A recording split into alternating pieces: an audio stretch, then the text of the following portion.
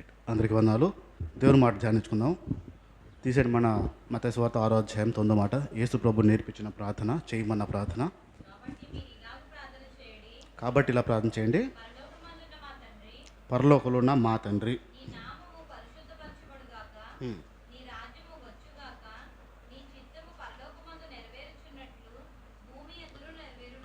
పరలోకంలో చిత్తము నెరవేరుతున్నట్టు. ఇందుకు నెరవేరిపోయిందా నెరవేరలేదా? ఎక్కడ? పరలోకం నెరవేరిపోయింది. పరలోకంలో నెరవేరిపోయిన దేవుని ఇష్టము ఇప్పుడు ఎక్కడ జరగాలంటున్నాడు? భూమి మీద జరగాలని. ఇది ప్రార్థన. మనం చేయాల్సిన ప్రార్థన ఏంటంటే, దేవుని యొక్క ఇష్టము పరలోకంలో జరుగుతుంది, జరిగిపోయింది, ఇంకా భూమి మీద పెండింగ్ ఉంది. నెరవేర్చాల్సింది ఎవరు? ఇంతకీ నెరవేర్చింది ఎవరు? మనం కాదు, వ్యక్తిగతంగా నేను దేవుని చిత్తాన్ని నా విషయంలోని, నా సరిహద్దులోని నేను నెరవేర్చాలి.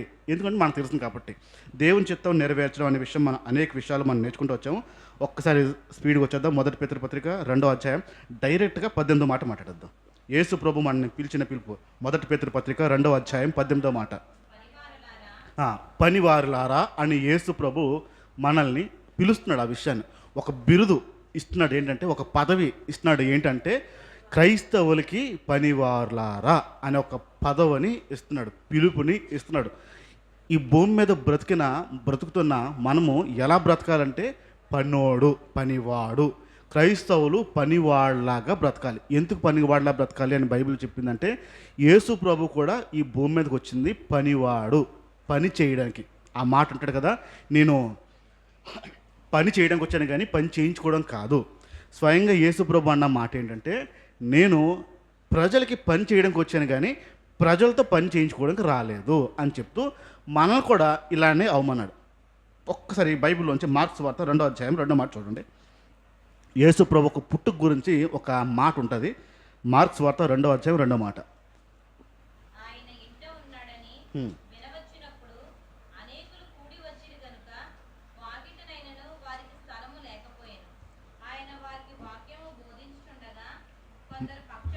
మార్క్స్ వార్త 2వ అధ్యాయం 2వ మాట. మార్క్ 2:2 ఒక్క నిమిషం.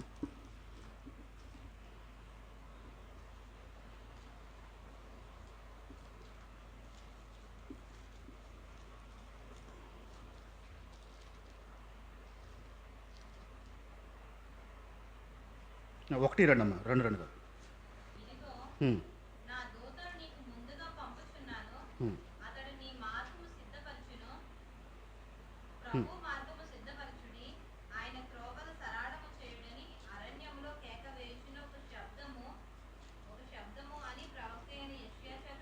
రైట్, యెషయా ద్వారా యేసు ప్రభు గురించి చెప్పబడిన ఒక మాట. దేవుడు మనిషిగా ఈ భూమి మీదకి వస్తాడని ముందుగా చెప్పబడిన మాట. రైట్, దేవుడు అనేవాడు పరలోకం నుంచి ఈ భూమి మీదకి మనిషిగా యేసు ప్రభుగా ఈ భూమి మీదకి వస్తాడని చెప్పబడిన మాట. ఇప్పుడు ఆలోచిద్దాం. దేవుడు అనేవాడు ఈ భూమి మీదకి వస్తున్నాడు అన్నప్పుడు ప్రజలు ఎలా ఎదురు చూస్తారు? ఎలా చూస్తాడు? కాసేపు అనుకుందాం. చాలామంది పెద్ద పెద్ద ప్రవక్తలందరూ మాట్లాడిన మాట ఒకటి అనుకుందాం కాసేపుకి. గోటిక్రాలో పలానా రోజున దేవుడు వస్తాడంట, దిగుతాడంట ఆకాశం నుంచి అంట అని చాలామంది మాట్లాడారు. ఊరు ఎలా ఉంటుంది అప్పుడు? ఊరు ఎలా ఉంటుంది? ఇలాగే ఉంటుందా? కార్లు, జీపులు, లారీలు, బస్సులు నిండిపోవు. ఎందుకు? ఇప్పుడు దేవుడు అనేవాడు అలా వస్తున్నాడు అన్నప్పుడు ఆ దీవి ఎలా ఉంటుంది? అంత పురాతన ఆ ప్రవచనము, మాట్లాడబడిన ప్రవచనము, దేవుడు వస్తున్నాడు అని ముందుగా చెప్పబడిన ప్రవచనము, దేవుడు వస్తున్నాడు, దిగి వస్తున్నాడు అన్నప్పుడు ఆయన దీవి ఎలా ఉంటుంది? ప్రజలంతా నిండిపోరు? పెద్ద పెద్దలందరూ వచ్చారు కానీ లేరు, ఏమీ లేవు. సామాన్యమైన పశువులు ఉండే ప్లేస్లో అక్కడ పెట్టడం జరిగింది. రైట్, ఇప్పుడు ఇదంతా యేసు ప్రభుకి డప్పు ఎలా కొట్టారు? అనౌన్స్మెంట్ ఎలా ఉంది? పురాతన నుంచి దేవుడు ఇలాగ వస్తాడు అనే విషయాన్ని ఉంది. ఒక రేంజ్లో ఉంది దేవుడు అనేవాడు ఈ భూమి మీదకి వస్తాడని. కానీ ఏ పిలుపు అయితే ఉందో, ఏ అనౌన్స్మెంట్ అయితే ఉందో దానికి భిన్నంగా ఆయన క్రియలు ఉన్నాయి. పుట్టుకేమో నార్మల్, పెట్టబడిందేమో హీనమైన ప్లేసుల్లో. ఆయన పుట్టుక దగ్గర నుంచి అలాగ వస్తూ ఉంటే ఆయన జీవితం అంతా భిన్నంగా చేస్తున్నాడు. ప్రపంచం అంతా ఏమో ఈయన దేవుడు అన్న చెప్తుంటే ఈయన చేస్తున్న పనులేమో భిన్నంగా ఉన్నాయి. దేవుడుగా ఉంటూ చేయించుకొని ఏ సేవలు అయితే అందించుకోవాలో అది కాక ఈయన సేవలు అందిస్తున్నాడు, భిన్నంగా ఉన్నాయి. రైట్, ఈ మాటని ఇక్కడ ఇలా పెట్టండి. నేను ఇప్పుడు ఒక విషయాన్ని చెప్తాను, మీరు ఆలోచించండి. ఆ విషయాన్ని నేను ఒక విషయం చెప్తాను, ఆ విషయాన్ని మీరు ఆలోచించండి. మీ స్టార్టింగ్ జీవితం అంటే మీ కష్టపడే జీవితం ఎక్కడి నుంచి మొదలైందంటే నేను చెప్తాను. ఊహించండి ఈ విషయాన్ని. మీరు స్టార్టింగ్ మీ పని ఏంటంటే, మీ వృత్తి ఏంటంటే షూలు పాలిష్ చేయడం. ఏం చేయడం? రైల్వే స్టేషన్ బయట ఒక చిన్న చెక్క పెట్టి చెక్క స్టూల్ పెట్టుకుని మీ స్టార్టింగ్ మీరు ప్రారంభించిన పని ఏంటంటే షూలు పాలిష్ చేయడం. ఎవరన్నా వస్తుంటే సార్ సార్ షూలు పాలిష్ చేయమంటారా, పాలిష్ చేయమంటారా అని ఆ రోజుకి కొన్ని డబ్బులు వస్తే ఆ డబ్బులు పట్టుకునే స్థితి. ఒకప్పుడు మీరు అలా చేసేవారు. ఎవరు? మీరే షూలు పాలిష్ చేస్తూ ఉంటారు. నెమ్మదిగా ఆ బిజినెస్ని అలా డెవలప్ చేసుకుంటూ చెప్పులు కుట్టడం ప్రారంభించు. చెప్పులు, ప్లాస్టిక్ చెప్పులు, ఇంకా రబ్బర్ చెప్పులు, అచ్చులు, మౌల్డ్స్ తెచ్చుకొని మీరు నెమ్మదిగా షూ పాలిష్ దగ్గర నుంచి చెప్పులు అమ్మడం ప్రారంభించారు. రైట్, ఒక మెట్టు ఎక్కారు లేదా? షూ పాలిష్ చేస్తూ ఒక మెట్టు ఎక్కారు. చెప్పుల్ని మీరు ఆ రైల్వే స్టేషన్ దగ్గరకు వచ్చిన వాళ్ళని అమ్మడం. నెమ్మదిగా ఏం చేశారంటే చెప్పులు కొంచెం ఎక్కువ అచ్చులు వేసి షాప్స్లో అమ్మడం ప్రారంభించారు. షాప్స్కి ఇస్తూ మీరు ఇది అమ్మి పెట్టండి, మీరు ఎంత తీసుకోండి, నాకు ఎంత ఇవ్వండి అని. అలాగా దగ్గరున్న షాప్స్లో అమ్మడం ప్రారంభించారు. నెమ్మదిగా ఆ ఊర్లో ఉన్న చెప్పుల షాపులు అన్ని షాపుల్లో మీరు సప్లై చేయడం ప్రారంభించారు. నెమ్మదిగా స్టేట్లు మారాయి. ఇండియా అంతా ఇప్పుడు మీ చెప్పులు ఒక ప్రింట్ వెళ్తుంది. స్టేషన్ దగ్గర కూర్చుంటారా, ఫ్యాక్టరీ అయిపోద్దా మీది ఆ టైంకి? స్టేషన్ దగ్గర డబ్బా ఉంటుందా, ఫ్యాక్టరీలో క్యాబిన్ ఉంటుంది మీకు కదా. మీ రేంజ్ అప్పుడు మీరు మొత్తం ఇండియా మొత్తంలో మీ చెప్పులు సప్లై అవుతుంది అన్నప్పుడు మీ స్టేజ్ ఎలా ఉంటుంది? వెళ్ళిపోద్దా, టాప్ వెళ్ళిపోద్దా లేదా? బిఎండబ్ల్యూ కార్లు, బిఎండబ్ల్యూ కార్లు, బోల్డ్ ఇల్లు, బోల్డ్ ఆస్తులు, బోల్డ్ సంపాదన, మీకు ఒక క్యాబిన్, మీకు ఎంత బోల్డ్ మంది పనులు. ఎంత స్టేజ్కి మీరు స్టార్టింగ్ స్టేజ్ నుంచి ఆ టాప్ లెవెల్ స్టేజ్కి మీరు వెళ్ళిపోయారు. చాలా ఉన్నతమైన స్టేజ్. రైట్, ఇప్పుడు మీలాంటి వాళ్ళు వస్తే పెద్ద పెద్దోళ్ళు కాబట్టి మీలాంటి వాళ్ళు వస్తే ఒక ధన్యత. మిమ్మల్ని మీ బంధువులు ఒక పెళ్ళికి పిలిచారు, మీరు రావాలి అని పెళ్ళికి పిలిచారు. పెళ్ళికి రావాలంటే కష్టము, చాలా బిజినెస్ పనులు ఉన్నాయి, ఇప్పుడు దేశం దాటి వెళ్తున్నాయి మా చెప్పులు, చాలా పని ఉంది, అసలు కష్టము, కోట్ల వ్యాపారం మాది అని చెప్పి మీరు అనుకుంటూనే సరే వెళ్దాం అని వెళ్ళారు. రైట్, అంత బిజీ దాంట్లో కూడా మీరు పెళ్ళికి వెళ్దాం చెప్పి వెళ్ళారు. సాధారణమైన చీరలు ఉంటే లస్కల చీరలు ఉంటాయా? 1,00,000 తక్కువ ఉండదు కదా చీర ఆ టైంకి, ఆ రేంజ్ వెళ్ళిపోతే. అంత కోట్లు వచ్చేస్తే ఇంక మరి 5,000 10,000 సరిపోతాయా? 80,000 90,000 1,25,000 1,00,000 2,00,000 3,00,000 ఆ రేంజ్ చీరలు కట్టుకుని మీరు మీ ఫ్యామిలీ వెళ్ళిపోయారు, పెళ్ళికి వెళ్ళిపోయారు. పెళ్ళి విషయాలన్నీ అవుతూనే ఉన్నాయి. ఈ లోపల పెళ్ళికొడుక్కి అంతా ఏర్పాటు చేస్తున్నప్పటికీ, సర్దుతున్నప్పటికీ, ఆయనకి డెకరేట్ చేస్తున్నప్పటికీ షూలు బోలే ఎలా చేసుకోవాలో తెలీదు. వాళ్ళు వచ్చారు, వాళ్ళు స్టార్టింగ్ షూలే పాలిష్ చేసేవారు. అక్కడ కాల్ పెట్టు అని నీది కాల్ పెట్టాడు ముందు. కొడతారు పాలిష్ ఆ టైంలో. వీళ్ళు starting shoe polish railway station దగ్గర షూ పాలిష్ చేసుకునే వీళ్ళు బతుకు స్టార్ట్ చేశారు. దాదా వీళ్ళు తుడిచేస్తారు, పాలిష్ ఏది, బ్రష్ ఏది, పెట్టి తుడుతు ఇచ్చే వాళ్ళకి ఇచ్చే తుడుస్తారు, వాళ్ళైతే బాగొచ్చు అని నీ దగ్గర కాల్ పెట్టడానికి ప్రయత్నిస్తే ఏం చేస్తారు చెప్పండి? మనసులో ఏ ఆలోచన రాదా? ఒకప్పుడు స్టేషన్ దగ్గర కూర్చున్నప్పుడు ఎవడో వచ్చి ఇలా కాల్ పెట్టి షూ పాలిష్ చేయంటే సార్ అని సలాం కొట్టి అమ్మయ్యా బేరం వచ్చిందని కొట్టినాను. నువ్వు ఒక స్టేజ్ వచ్చేసిన తర్వాత ఒకప్పుడు ఇది తప్పులప్పుడు షూ పాలిష్ చేసేది, ఈడైతే బాగా కొడతాడని చెప్పి నీ దగ్గర పెట్టి కాల్ పెడితే 2,00,000 చీర, 1,50,000 సూటు, నా దగ్గర ఏ ఆలోచన లేకుండా కొట్టగలుగుతారా చెప్పండి? ఏంటి అడ్డొచ్చింది చెప్పండి ఇప్పుడు? ఒకప్పుడు స్టార్టింగ్ అదే కదా, వృత్తి అదే కదా, అక్కడి నుంచి ప్రారంభించారు కదా. ఇప్పుడు మిమ్మల్ని దిగడానికి, కిందకి దిగడానికి ఏదో అడ్డు వస్తుంది, ఏదో అడ్డొచ్చింది. ఒకప్పుడు కాలు పెడితే అమ్మయ్య కడుపు నింపుకుంటాను అనుకున్న స్టేజు, ఇప్పుడు కాలు పెడితే ఎవడ్రా నువ్వు నా కాలు దగ్గర పెట్టావు అనుకున్న స్టేజు. ఏదో తేడా వచ్చింది. అప్పటికి ఇప్పటికి ఏదో తేడా. అప్పుడు అదే వృత్తి, ఇప్పుడు అలాంటి వృత్తే. కానీ ఇప్పుడు దిగడానికి ఏదో సమస్య వచ్చింది. విషయం అర్థమైందా? దిగడానికి ఏదో సమస్య వచ్చింది. యేసు ప్రభునేమో రాజు పుట్టాడు అంటున్నారు, రక్షకుడు పుట్టాడు, రాజు పుట్టాడు అంటున్నాడు. ఈ రాజు ఈ రక్షకుడు చేస్తున్న పనులేం భిన్నంగా ఉన్నాయి. ఇప్పుడు రాజు అనబడుతున్నాయి, ఈయనకేమో ఎలాంటి ఇబ్బంది లేదు అంత హీనంగా ప్రజల కాలు కడగడానికి. దేవుడైన ఈయన మనుషుల కాల్ని కడుగుతున్నాడు. ఈయనకి ఏది అడ్డు ఎందుకు రాలేదు? ఇప్పుడు షూ పాలిష్ చేయడానికి మనకి ఏదో అడ్డొచ్చింది. అందరిలో అన్ని సైడన్నా పోనీ సపరేట్గా ఒకసారి రా అని పక్కకి పిలిచి రూమ్ లోపల షూ పాలిష్ చేయి అంటే అది కొంచెం పర్లేదా? అది ఇబ్బంది. చూడండి, ఏదో మిమ్మల్ని ఆపుతుంది. అంటే మీకు ఏదో లేనిది కొత్తది వచ్చింది, ఇప్పుడు మీరు దిగాలంటే మీరు కష్టం అయిపోతుంది.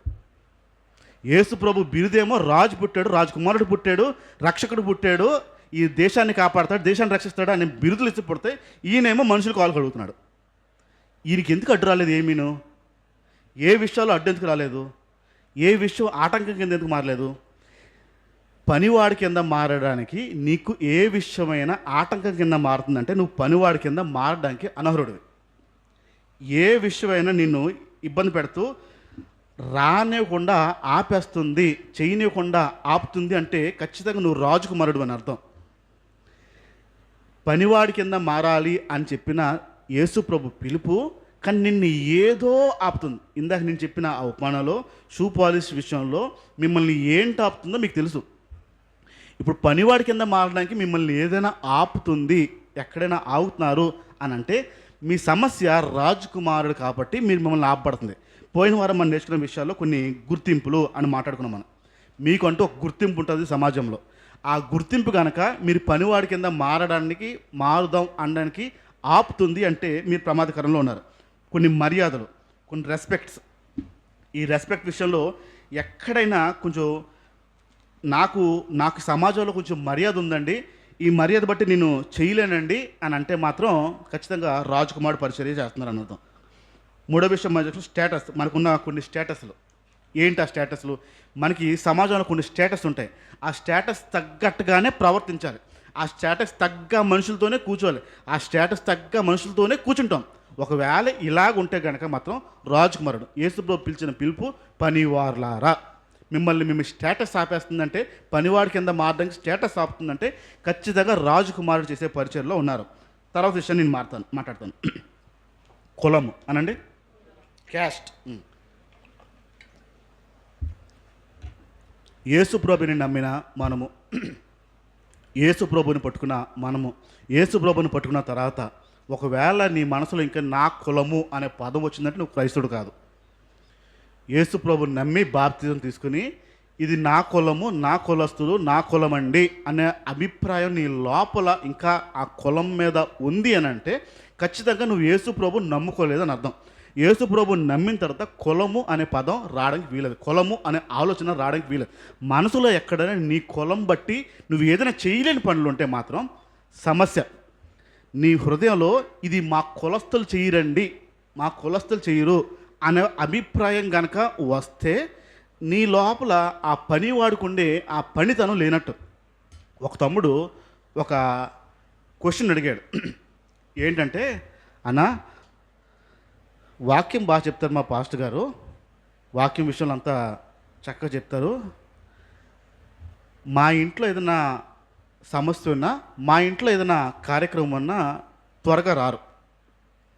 మిగతా వాళ్ళు ఉన్నారు, వారందరి ఇంట్లో వారు పిలవకపోయినా వెళ్తారంట, అడగకపోయినా వెళ్తారు. ఈ ఇంట్లోకి మాత్రం ప్రత్యేకంగా పిలిచినా రారంట. ఇలా నిన్నే పిలవట్లేదా ఇంకెవరైనా అంటే ఒక 3 కుటుంబాలు ఉన్నాయి, ఆ 3 కుటుంబాల ఇంట్లో ఆయన తక్కువ వస్తాడు, రాడు అని. ఎందుకు అంటే వాళ్ళంతా మిగిలిన బ్యాచ్ అంతా సేమ్ కులం అంట పాస్టర్ గారు. పాస్టర్ గారు ఏ కులం అయితే ఉన్నారో మిగిలిన బ్యాచ్ అంతా 70% బ్యాచ్ అంతా అదే కులం అంట. ఈ 3 కుటుంబాలు ఏదైతే ఉన్నాయో ఈ 3 కుటుంబాలు వేరే కులం అన్న. ఆయన కులస్తులు ఎవరైనా పిలిచారంటే మాత్రం ఖచ్చితంగా ముందు వెళ్ళిపోతాడు చేసేయడానికి. మా కులస్తులు ఎవరైనా పిలిచారంటే ఖచ్చితంగా స్లోగా వస్తాడని చెప్పారు. ఇప్పుడు కుల నీ వేరు చేస్తున్న పని ఎవరింతకి ఎవరు చేస్తున్నారు? పాస్టరే మా కులస్తులు అని అంటున్నాడంటే ఆ తమ్ముడు అడిగాడు, ఏం చేయాలి తిరిగిట్లా అన్నా అని. నిర్మోహం మాటం చర్చి మార్చే అని చెప్పాను. డౌట్ లేకుండా చర్చి మార్చే. ఎందుకంటే కులం మీద ఒక అభిప్రాయం ఉండి ఆ వ్యక్తి తగ్గట్లేదు అంటే ఆడు పోతాడు, ఆడితో పాటు ఉన్న కులస్తులందరూ కూడా పోతారు, నరకని పోతారు, డౌట్ లేదు. యేసు ప్రభు చెప్పిన పిలుపు పనివారులారా అని పిలిచి రాజకుమార్ అని పిల్ల. ఒకవేళ నీ పనితనాన్ని చూపించడానికి నీ కులం అడ్డొచ్చింది అని నీ భావం వచ్చిందంటే డౌట్ లేదు, పోయే కాలానికి దగ్గర ఉన్నావు అర్థం. ఇది మా కులస్తులు చేయరండి ఈ పని, ఈ మా కులస్తులు ఇలా చేయరండి, మా కులస్తులు అక్కడికి వెళ్ళరండి అని ఎక్కడైనా నీ కులం నిన్ను అడ్డొచ్చిందంటే నువ్వు పనివాడు కాదు, రాజకుమారుడివే. యేసు ప్రభు చేసిన పని అప్పటి వరకు సమరయ పట్టణానికి ఎవరు వెళ్ళరు. ఏ వ్యక్తి సమరయ అనే పట్టణానికి వెళ్ళరు. సమరయ స్త్రీలతో మాట్లాడరు, సమరయ మనుషులతో మాట్లాడరు, వాళ్ళు చూడరు, వాళ్ళు వస్తువులు మాట్లాడరు, వాళ్ళ వస్తువులు పట్టుకోరు, ఏది చేయరు. వాళ్ళ గ్రామానికి వెళ్ళరు. అందరూ వెళ్ళిపోయిన తర్వాత ఈ సమరయలు వచ్చి నీళ్ళు పట్టుకుంటారు. ఎందుకంటే ఒకవేళ బయట కులస్తుడు ఆడని ఉంటుండగా ఈ సమరయలు కానీ వచ్చింటే రాళ్ళెట్టు కూడా చెప్తారు, నీకు ఎంత ధైర్యమే ఇక్కడికి వచ్చి పట్టుకోవడానికి నేను వచ్చి ఉండగా అని. అలాంటిది యేసు ప్రభు డైరెక్ట్గా వెళ్ళి వాళ్ళతో ఉండి, వాళ్ళతో నివసించి, వాళ్ళతో పడుకుని, వాళ్ళతో ఉండి తిని అక్కడ అంతా సువార్త ప్రకటించి వచ్చాడు. యేసు ప్రభు చేసిన దానికి కులం అడ్డు రాలే. ఈరోజు నీకు కులం అడ్డు వస్తుందంటే ఎక్కడైనా నువ్వు పనివాడి కింద మారడానికి ఇంకా సిద్ధంగా లేదు అని అర్థం. 5వ విషయంకి వచ్చేస్తున్నాను. ఆస్తేనండి, ఎంతో కొంత ఉందో లేదా? ఉందా లేదా ఆస్తి? ఎంతో కొంత ఆస్తి ఉంటుంది. ఇప్పుడు మీకంట ఎక్కువ ఆస్తి ఉన్న వాళ్ళు కూడా మీకు తెలుసు, మీకంట తక్కువ ఆస్తి ఉన్న వాళ్ళు కూడా తెలుసు. మీకే తెలుసు మీకంటే ఎక్కువ ఎవరికి ఉందో తెలుసు, మీకంటే తక్కువ ఎవరికి ఉందో తెలుసు. ఎక్కువ తక్కువ ఎవరెవరికి ఉందో మీకు స్పష్టంగా తెలుసు. ఇప్పుడు ఎక్కడైనా ఏదైనా విషయాల్లో మీ ఆస్తికి తగ్గ, మీకున్న ఆస్తికి తగ్గ రాకపోతే మీరు అభ్యంతరపడతారు. ఒక పెళ్లి సంబంధం గురించి మాట్లాడతాను. పెళ్లి కొడుకు భయంకరమైన ఆస్తి, విపరీతమైన ఆస్తి, పెళ్లి కొడుకు బాగుంది ఆస్తి. ఇప్పుడు ఎలాంటి సంబంధాలు చూస్తారు చెప్పండి? సంబంధాలు ఎలాంటి చూస్తారు? వీళ్ళకి తగ్గ, వీళ్ళకి ఎక్కువ, ఏ చూస్తారు చెప్పండి? తగ్గ ఎక్కువ?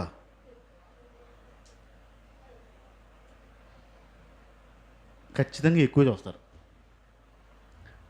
ఖచ్చితంగా అంటే నా కొడుకు వెళ్ళి ఇంక సంపాదించాలి, ఇంక లాగాలి. మైండ్ ఎప్పుడైనా మైండ్ నాకు ఉంది సరిపడా, నా కొడుకు తినగా వాళ్ళ కొడుకు తినక కూడా ఉంటుంది. ఏదైనా పేదింటి పిల్లలు ఉంటే చూడండి, ఆస్తిపాస్తులు లేనులు ఉంటే చూడండి అని అడిగే వాళ్ళు ఏమైనా ఉంటారా? ఎందుకు అడగరు?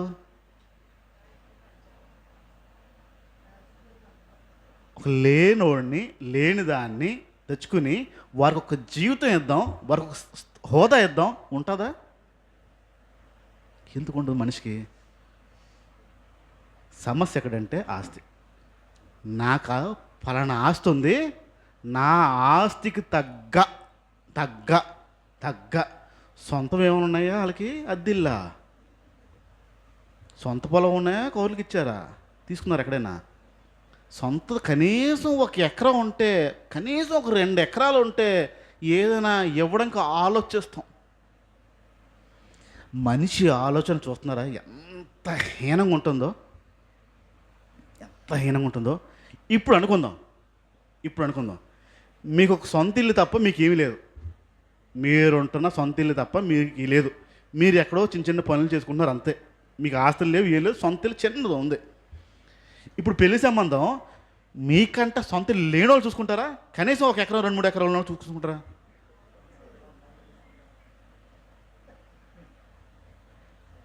మనకు కావాలి ఏంటి? ఇప్పుడు ఎక్కువే, ఏదైనా ఎక్కువ. నీ ఆస్తి గనక నీ ఆస్తి గనక నిన్ను పనివాడి కింద మార్చలేకుండా అడ్డు పెడుతుంది అంటే జాగ్రత్త, నువ్వు రాజకుమారుడు అయిపోయావు, రాజకుమార్తె అయిపోయావు, డౌట్ లేదు. పనివాడి కింద నిన్ను మార్చకుండా నీ ఆస్తే గనక అడ్డొస్తూ ఉంటే, నీకున్న సంపదే కనుక అడ్డొస్తూ ఉంటే డౌట్ లేదు, రాజకుమారుడివే, రాజకుమార్తెవే. ఈ ఆస్తి విషయంలో కూడా ఎక్కడైనా మా ఆస్తికి తగ్గ కాదు, మా ఆస్తికి తగ్గ సంబంధం రాలేదు, కష్టం మీద చేసి వాళ్ళకి ఏమీ లేదు అయినా మేము చేసుకున్నాం, దాని అర్థం నువ్వు రాజకుమారుడు. ఏమి లేదండి వాళ్ళకి, ఏమీ లేదు అయినా సరే మనం చేసుకున్నాం, ఏం చేస్తాం, తప్పదు. రాజకుమారుడు ఆ తగ్గని అంటే నీ ఆస్తి నీకు అడ్డుగా వస్తుందే అది రాజకుమారుడు, రైట్. ఆరో విషయంకి వస్తున్నాను. ప్రజలు ఏమనుకుంటారు అనండి. ప్రజలు ఏమనుకుంటారో పనివాడి కింద మారడానికి ప్రజలు ఏమనుకుంటారో అనే ఒక మాట, ప్రజలు ఇప్పుడు ఏమనుకుంటారో అండి అనే ఒక మాట గనక వస్తే డౌట్ లేదు రాజకుమారుడే. ఒక ఇల్లు గురించి ప్రార్థన చేయమన్నది ఒక ఆవిడే. భార్య భర్తలు ఇద్దరు వచ్చి ఇల్లు గురించి ప్రార్థన చేయమని, ఇల్లు లేదండి, సొంత ఇల్లు లేదండి, అద్దెలు కట్టుకోలేకపోతున్నాం, ఒక సొంత ఇల్లు ఉంటే బాగుంటుంది, సొంత ఇల్లు ఉంటే బాగుంటుంది. ఓ రోజు ప్రార్థన రిక్వెస్ట్ పెట్టేది. సరే చేద్దాం చెప్పి ప్రార్థన చేస్తూ ఉండేవాళ్ళం. అదృష్టశాతం లాటరీ సిస్టంలో ఈ బాంబే కాలనీస్ అంటారు, గవర్నమెంట్ ఇచ్చే ఆ ఇంద్రమ్మ గృహాలు, ప్రస్తుతం పాత కాలంలో అంటారు, ఈ గవర్నమెంట్ ఇచ్చే బిల్డింగ్స్లో ఒక ఫ్లాట్ వీళ్ళకి వచ్చింది. చాలామందికి లాటరీ సిస్టమ్ తెస్తే చాలామందికి రాలే, వీళ్ళకి వచ్చింది. వాళ్ళ అదృష్టం ఏంటంటే ఆ బిల్డింగ్ మొత్తంలో వీళ్ళ ఫ్యామిలీ మెంబర్సే, అంతా కుటుంబ సభ్యులు అందరూ వీళ్ళే. ఫోన్ చేసి సంతోషంగా చెప్పింది, అనియా దేవుడు కనుకరిచ్చాడో, దేవుడు నాకు ఇల్లు ఇచ్చాడో అని సంతోషంగా చెప్పింది. సంతోషమ్మ దేవుడు నీ ప్రార్థన అన్నాడంటే, లేదన్నా మీ ప్రార్థనే, చాలా సంతోషంగా ఉందని చాలా ఉత్సాహంగా ఉంది. సరే అని పెట్టిన తర్వాత నేను డేట్లు చూసుకుంటున్నాను. ఈ అక్క ఇప్పుడు నన్ను పిలుస్తుంది ఏ ప్రవేశంకి, గృహప్రవేశం పిలుస్తుంది, ఏ డేట్ అయితే బాగుంటుంది, ఏ రోజు అయితే బాగుంటుంది, ఎలా ఉంటుంది, నాకు ఏ టైం ఉంది, ఎక్కడుంది, ఏ టైంలో అయితే జనం వస్తారో ఇవన్నీ నేను వెంటనే ఆవిడ పెట్టిన సెకండ్స్లో నా క్యాలెండర్ ఓపెన్ చేసి నేను చూసుకుంటున్నాను. క్యాలెండర్ ఓపెన్ చేసి బుధవారం ఉదయం పెట్టుకుంటే బెటర్గా ఉంటుందని డిసైడ్ అయిపోయి ఆవిడ ఫోన్ చేయగానే బుధవారం పెట్టేసుకుందామా అని చెప్తాను రెడీగా ఉన్నాను. వారం అయినా ఫోన్ చేయలేదు, 2 వారాలైనా ఫోన్ చేయలే. వీళ్ళైనా ముహూర్తాలు ఏం చూస్తున్నారా ఏంటని డౌట్ వచ్చి మళ్ళీ ఆగాను. 3వ వారం కూడా రాలే, ఇంట్లో దిగిపోయారు. దిగిపోయిన తర్వాత 4వ వారం ఎప్పుడు అడిగాను, ఎక్కడ ఉంటున్నారు, పాత ఇంట్లో ఉంటున్నారా, కొత్త ఇంటికి వెళ్ళిపోయారా అన్నాను. వెళ్ళిపోయామన్నా మీకు ఫోన్ చేశాను కదా, దాని తర్వాత రోజు వెళ్ళిపోయామని చెప్పారు. అవునా అన్న, మరి ఏంటి ఏం ప్రార్థన చేసుకున్నారా, ఎవరిని వచ్చారా, నన్ను కాకుండా ఎవరు పిలిచారేమో అంటున్నాను నేను మళ్ళీ ఇంకా పాలు పొంగించడం అవన్నీ ఒప్పుకోనని చెప్పి, నన్ను కాకుండా ఇంకెవరిని పిలిచారేమో అనుకుని నేను, ఎవరిని వచ్చారా పాస్టర్ గారు వచ్చారంటే, లేదన్నా మిమ్మల్ని పిలుద్దాం అనుకున్నాం కానీ కింద పైన అంతా మా చుట్టాలే, మా బంధువులే, ఒకవేళ ప్రార్థన పెడితే మేము క్రిస్టియన్ మతంలో దిగిపోయామంటే మమ్మల్ని ఒకలా చూస్తారన్నయ్య, హీనంగా చూస్తారన్నయ్య, అందుకే అన్నయ్య చెప్పలేకపోయాం మీకు అని చెప్పింది. ఆవిడ చెప్పలేకపోవడానికి ఒక కారణం ఉంది. ఏంటది కారణం? ప్రజలు ఏమనుకుంటారో, నేను ప్రార్థన చేసుకుంటే ప్రజలు ఏమనుకుంటారో, మా ఇంట్లో ప్రార్థన పెడితే ప్రజలు ఏమనుకుంటారో, నేను పలానా పని చేస్తే ప్రజలు ఏమనుకుంటారో, నేను ఈ కార్యక్రమం పెట్టుకుంటే ప్రజలు ఏమనుకుంటారో. మనం బతికేది ఎవరి కోసం? మన మూలవాక్యం ఏంటి? నేను బ్రతికినా చనిపోయినా ప్రజల కోసమే కాదా? ఈ వాక్యం ఆ మహాతల్లి కూడా తెలుసు. ప్రజలు వాళ్ళందరూ మా చుట్టాలు, మా బంధువులు పైన కింద మళ్ళీ మాతో మాట్లాడరో మొక్కలు తిప్పుకుంటారు అన్నయ్య, అందుకే ఏం అనుకోకని అని. నేనేమనుకుంటాను? దేవుడు ఆల్రెడీ నడుచుకుంటున్నాడు కదా, నేను ఎవరిని అనుకోవడానికి మధ్యలో. సరే అమ్మా మీ ఇష్టం అమ్మా అన్నాను. చర్చకు కూడా రావడం మానేశారు. ఇల్లు దూరంగా ఉన్నప్పుడేమో చుట్టుపక్కల ఎవరు ఉండేవారు కాదు, చక్కగా టైంకి వచ్చేవారు. ఇప్పుడు ఒక కొంపలోకి చేరిన తర్వాత మా ఊళ్ళందరూ ఉన్నారు, ఏమనుకుంటారో అని పట్టుకుని తింటుంది, చర్చకు రావడం మానేసింది. రావట్లే, కుటుంబం రావట్లే.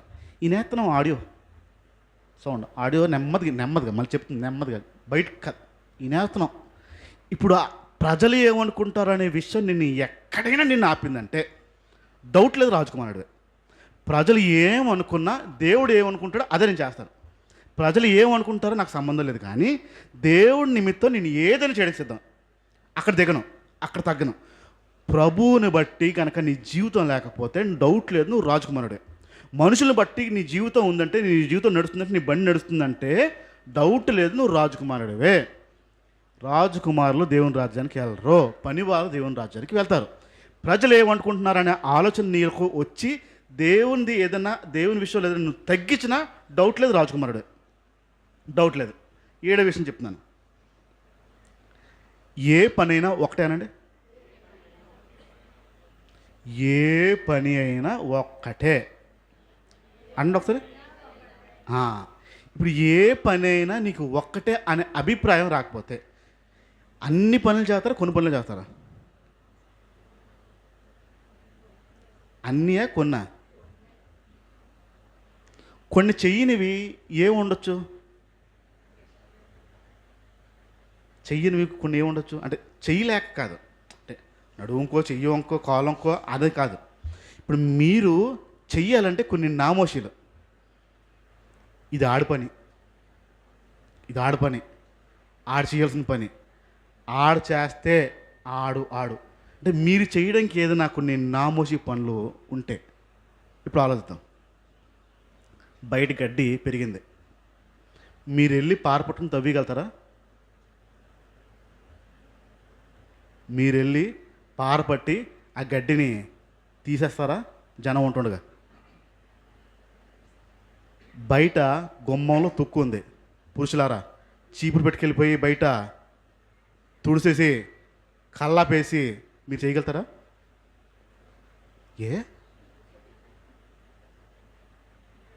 చెయ్యరా, చెయ్యలేరా? బయట తుడిసి ప్రజలు ఉంటుండగా, స్త్రీలు ఉంటుండగా, అందరూ పురుషులు ఉంటుండగా బయటంతా చీపురు పెట్టి వాకిళ్ళు మొత్తం తుడిసి కల్లాపేసి నీటికి చక్కగా నీటితో కడిగి స్త్రీ చేసే పని డైరెక్ట్గా ప్రజల్లో చేయగలుగుతారా? ఏదో అడ్డు వస్తుంది చూడండి. ఏంటి అడ్డు? ఆడోళ్ళు చేసే పని, ఆడోళ్ళు చేసే పని అన్ని పనులు చేయగలుగుతారా అని అందుకే అడిగాను. ఇప్పుడు ఆ పని చేస్తే ఎవరైనా ఏదైనా అనుకుంటారా? ఒకవేళ పురుషుడు బయట వాకిళ్ళు మొత్తం తుడిసేసి కల్లాపేసేస్తూ ఉంటే ఏదైనా అనుకుంటారు ప్రజలు? ప్రజలు అనుకుంటారో ముందు మనమే అనుకుంటాం. నేను ఇప్పుడు తుడితే వాళ్ళు ఏమనుకుంటారో, ఆడెంగ పనులు చేస్తున్నాడు, ఆడెంగ పనులు, ఆడెంగ పనులు అంట, మళ్ళీ పేరు తొడ్డం ఆడెంగ పనులు అంట. చూడండి, ఎందుకు చేయలేము ఆ పని? పురుషుడు ఎందుకు చేయలేడు? ఆడది వచ్చే వరకు అలాగే ఉంటాడు. చూడండి, బయట తుక్కు కనిపిస్తుంది, బయట చెత్త కనిపిస్తుంది, బయట తోడాలని తెలుసు, అయినా అది వచ్చి తుడుతుందిలే, అది వచ్చి తుడుతుంది. నువ్వు పనుడి కింద ఎప్పుడు మారుతావు? మరి నీకు ఏదో అడ్డు వస్తుంది. చూడండి, పని చేయడానికి, అన్ని పనులు చేయడానికి మీకు ఏదో అడ్డు వస్తుంది. అన్ని పనులు చేయడానికి మీకు ఏదైనా అడ్డు వస్తుంది అంటే సమస్య ఉంది ఏదో. అన్ని పనులు చేయలేని సమస్య ఉంది. పనివాడు అన్ని పనులు చేస్తాడు, చేయడా?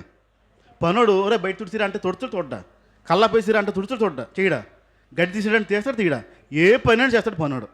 మరి ఈ పనుడికి ఏమైంది? ఇప్పుడు ఎక్కడో ఏదో కొవ్వు వచ్చినట్టు ఉంది ఎక్స్ట్రా కదా. ఇది చేయకూడదు, మనం ఇది చేయకూడదు. 7వ విషయం, 8వ విషయంకి వస్తున్నాను. అందరి పని ఒకటేనా? ఇంట్లో ఉన్నవారి అందరి పని ఒకటేనా?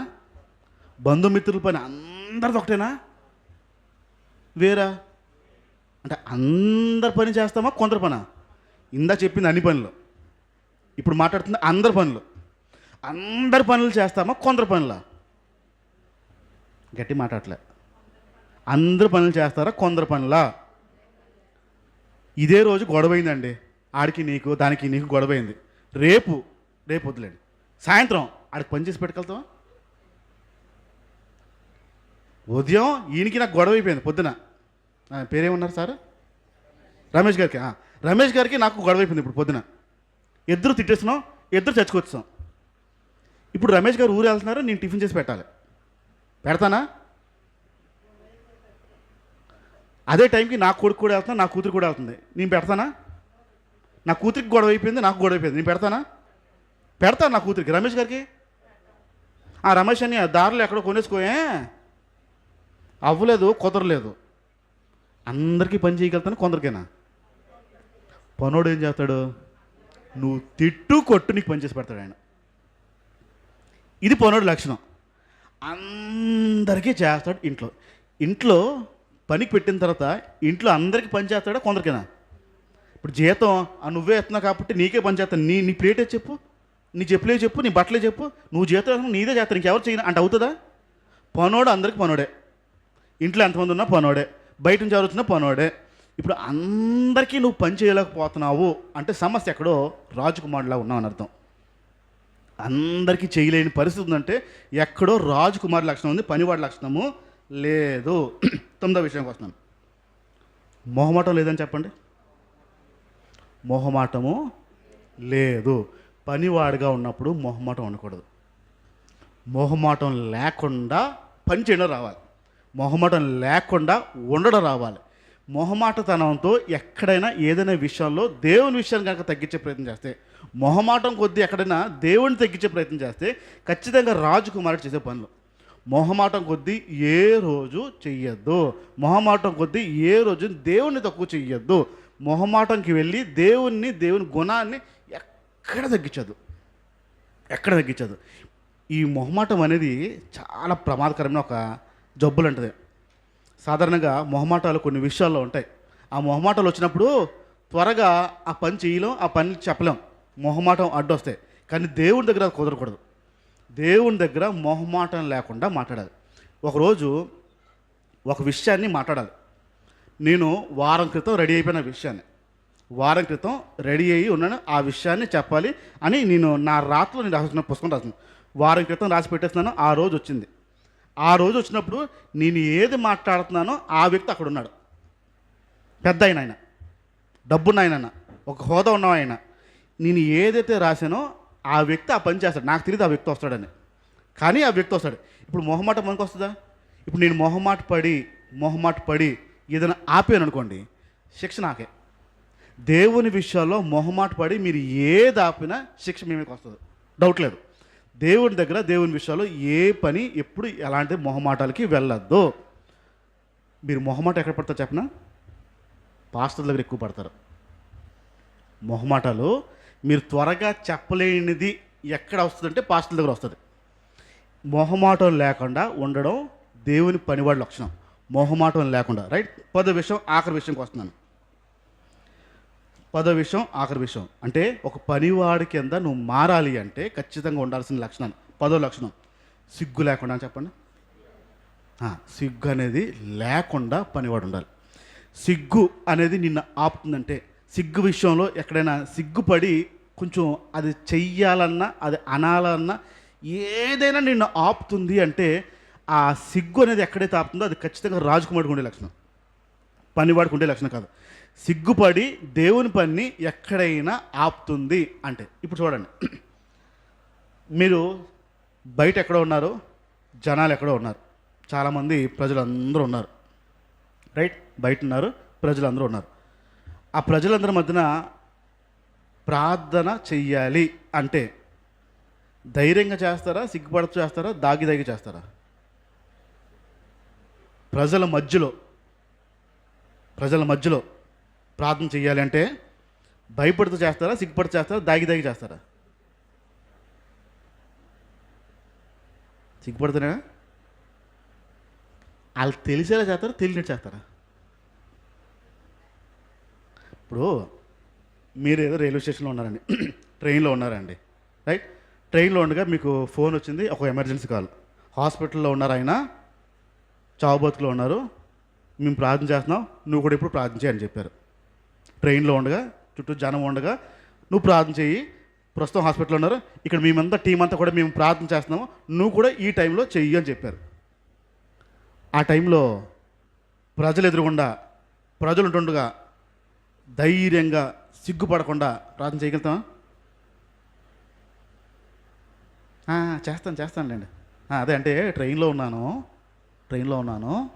ఏదో అడ్డు వస్తుంది అంటే దాని అర్థం ఏంటి? ట్రైన్లో ఉన్నానంటే దాని అర్థం ఏంటి? జనం ఉన్నారు, ఇప్పుడు ప్రార్థన చేస్తే బాగోదు బాగోదు. ఏదో అడ్డు వచ్చింది. మీరు చిన్నపిల్లలు చెప్పండి అప్పుడు, ఒరే పెద్దనానంట హాస్పిటల్లో ఉన్నారంట, చిన్న ప్రార్థన చేయరంటే అక్కడే చేస్తాడు. పిల్లడు చెప్పండి, అక్కడే చేతిలో దండెట్టేసి నిర్మోహం అంటగా చేసేస్తాడు. చెయ్యిరా అనగానే ఆడికి ఏం సిగ్గుండదు, పనోడు కదా. మరి రాజకుమారుడికి లోపల చేస్తానులే, ఇంకొక సాకు. మనసులో చేసినా దేవుడు వినేస్తాడులే, ఇంకొక సాకు. అప్పుడు భలే గుర్తుకొచ్చేస్తాయి మనకి, చాలా గుర్తుకొచ్చేస్తాయి అవన్నీ. అంటే దేవుడు ఎలా అయితే ఒప్పుకుంటాడో కూడా మనకు గుర్తుకొచ్చేస్తాయి ఆ టైంలో. లోపల నేను మనసులో చేస్తానులే. ఏ రోజైనా దేవుని పని చేయడానికి సిగ్గుపడ్డావా? సిగ్గు అనేది వచ్చిందా? నువ్వు పనివాడి కింద మారపెట్టాడు, పనివాడి కింద మారకూడదు. ఒకవేళ సిగ్గు అనేది నేను ఎక్కడైనా అడ్డు వస్తే ఖచ్చితంగా పనివాడి కింద మారడానికి నీ మనసు ఒప్పట్లేదని అర్థం. 10 లక్షణాలు చెప్పాను, ఈ 10 లక్షణాలు నేను ఈ గ్రూప్లో పెడతాను. ఆ విషయాలు ఎక్కడైనా దేవుని పనికి కనుక నీకు ఆటంకం కింద మారుతూ ఉంటే ఖచ్చితంగా నువ్వు పనివాడి కింద మారడానికి అర్హుడు లేవు. ఇవన్నీ వదులుకుంటేనే దేవుని యొక్క పనివాడి కింద మారుతావు. పిలిచిన పిలుపు పనివాడు. దేవుడు రాక సమయం టైంలో కూడా పనివారిని పిలుస్తారు. ఆ టైంలో నువ్వు పనివాడి కింద ఉన్నావా, ఎత్తబడతావు. రాజకుమారుడిలాగా ఉన్నావా, ఉంచబడతావు. పనివాడి కింద మారుతావా, రాజకుమారులా ఉంటావా, పనివాడికి నువ్వు వెంబడిస్తావా, రాజకుమారిని వెంబడిస్తావా అనేది నీ చేతిలో ఉంది. కళ్ళు మూసుకుందాం, ప్రార్థన చేద్దాం. ఈ భూమి మీదకి మీరు రాజుగానే వచ్చారు. పరలోకం నుంచి రాజు దిగుతున్నాడు, అధిపతి దిగుతున్నాడు, రక్షకుడు దిగుతున్నాడు అని ప్రజలు అన్నారు. కానీ రాజుగా వచ్చిన ఈ భూమి మీద నువ్వు పనివాడి కింద మారావు. నీకంటూ ఒక రాజ్యాన్ని స్థాపించావు, శిష్యుల్ని స్థాపించావు, నిన్ను వెంబడించేవారిని స్థాపించావు. అవన్నీ స్థాపించిన తర్వాత ప్రజలందరికీ ఒకటి అనిపించింది, యేసు రాజు కాబట్టి అని. అప్పటి వరకు ఏ వ్యక్తి చేయలేని పని, ఏ దేవుడు చేయలేని పని దైవత్వం కలిగిన మీరు నీ శిష్యులు పాదాలని కడిగి, ఇదిగో నేను మీ పాదాలను కడుగుతున్నాను కదా, మీరు కూడా ఇలానే ఉండాలి. నేను రాజుగా రాలేదు, పనివాడి కింద వచ్చాను. నేను పని చేయించుకోవడానికి రాలేదు, పని చేయడానికి వచ్చానని ఒక రుజువుని చూపించి మీరు వెళ్ళారు. అదే తీరు ఈరోజు కనుమరుగైంది. ప్రతి ఒక్కరు రాజకుమారులు అవుదామనే ఆశ, రాజకుమారులా బ్రతుకుదామనే ఆశ. కానీ మీరు చెప్పిన పిలుపేమో పనివాడని, పిలిచిన పిలుపేమో పనివాడని. మాలో ఇంకా ఆ రాజకుమారుల యొక్క లక్షణాలు మాలో పుష్కలంగా ఉన్నాయి. కొన్ని విషయాలు మేము తగ్గం, కొన్ని విషయాల్లో మేము లోబడం, రాజుల్లాగే ఉంటాం. పనివాడు అన్ని విషయాల్లోని లోబడతాడు. అయ్యా, మాలో ఉన్న ఆ రాజకుమారుడికి ఉన్న ఆ లక్షణాన్ని తీసివేసి పనివాడికి ఉండే ఆ లక్షణం నింపమని అడుగుతున్నాం. దేవుడు అయిన నువ్వే శిష్యులు కాలు కడిగి నేను పనివాడినని చెప్పావు. ఈరోజు మేమెంత, మా బ్రతుకులు ఎంత? మేము మాకు ఎక్కడైనా పనివాడి కింద మారడానికి మా విషయాల్లో ఏదైనా మాకు అడ్డు వస్తుందంటే ఆ అడ్డుని తొలగించమని అడుగుతున్నాం ప్రభు. మేము సంపూర్ణమైన పనివాడి కింద మారాలని ఆశపడుతున్నాం కనుక మాలో ఉన్న ఆ రాజకుమారికి ఉండే ఆ లక్షణాలను తీసివేసి పనివాడికి ఉండే ఆ లక్షణాలతో నింపి నీ రాక సమయానికి మేము పనివారి వలె సిద్ధంగా ఉండడానికి మా అందరికీ సహాయం చేయమని మహిమ మీరు పొందమని యేసునామమున ప్రార్థిస్తున్నాం తండ్రి, ఆమేన్. తండ్రి అయిన దేవుని ప్రేమ, కుమారుడైన క్రీస్తు కృప, పరిశుద్ధాత్మక అన్యోన్యమైన సహవాసం కూడొచ్చిన ప్రతి ఒక్కరికి తోడై ఉండి నడిపించిన కాక. ఆమేన్, ఆమేన్. అందరికీ వందనాలు.